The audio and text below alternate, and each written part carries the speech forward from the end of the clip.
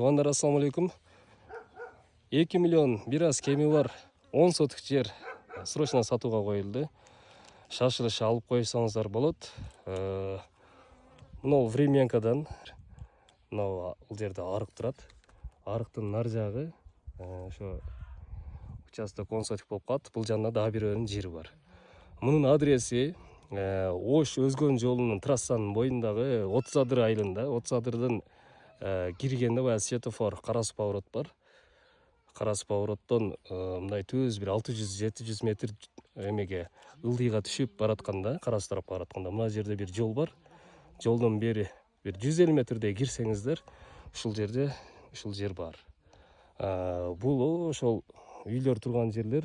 Булар ошо жана кара суудагы эски аэропорт деп коет, аэропорттун ордуна түшкөн үйлөр. Ошонун ылдый тарабы болуп калат. Сиздерге мына жол тарабындагы бир көрсөтүп коеюн азыр.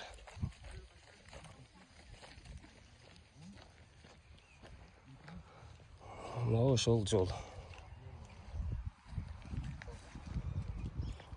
Бул жагы ошол 30 адырдын светофордон повороттон түз түшүп келгенде мына жол.